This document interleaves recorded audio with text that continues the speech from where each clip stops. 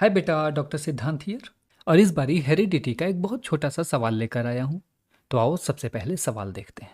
सवाल में कह रहा है कि जीनोटाइप किसी ऑर्गेनिज्म का जेनेटिक कॉन्स्टिट्यूशन है, वहीं फिनोटाइप उस ऑर्गेनिज्म का अपीयरेंस है।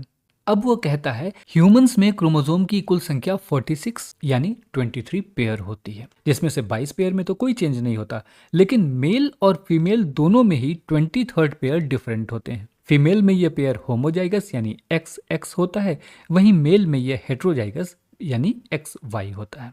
अब वो जानना चाहता है यदि ह्यूमन मेल और फीमेल में क्रोमोसोम की कुल संख्या 46 हो तो उनका जीनोटाइप क्या होगा। तो आओ इस सवाल को सॉल्व करते हैं। 46 क्रोमोसोम यानी 23 पेयर्स, जिसमें से 22 पेयर तो एक जैसे हैं, यानी 44 क्रोमोसोम से एक जैसे हैं। आखिरी के एक पेयर यानी 2 क्रोमोसोम डिफरेंट है, वो सेक्स क्रोमोसोम है। उनके बारे में हमें सवाल में ही दिया हुआ है कि मेल में ये एक्स और वाई है, वहीं फीमेल में ये एक्स और एक्स है।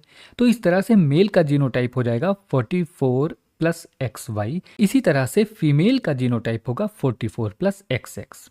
यहाँ ध्यान देना, कभी भी तुमसे ह्यूमन मेल का जीनोटाइप पूछा जाए तो तुम केवल एक्स वाई मत लिखना, क्योंकि ये केवल सेक्स क्रोमोसोम को ही डिनोट करता है।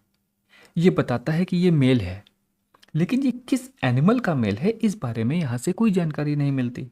इसी तरह एक्स एक्स डिनोट करता है फीमेल को, लेकिन ये फीमेल किस एनिमल की है इसकी भी कोई जानकारी नहीं मिलती। इसे एक उदाहरण से समझो, जैसे एक्स वाई मेल चिंपैंजी भी हो सकता है और मेल ह्यूमन भी, लेकिन चिंपैंजी और ह्यूमन में फर्क है। ह्यूमंस में ऑटोसोम की कुल संख्या 44 है, जबकि चिंपैंजी में ये 46। तो जब हम चिंपैंजी का जीनोटाइप लिखेंगे तो हम लिखेंगे 46 प्लस एक्स वाई या 46 प्लस एक्स एक्स। इसी तरह से जब तुम्हें ह्यूमन का जीनोटाइप पूछा जाए तो तुम लिखोगे 46 प्लस एक्स वाई या 46 प्लस एक्स एक्स।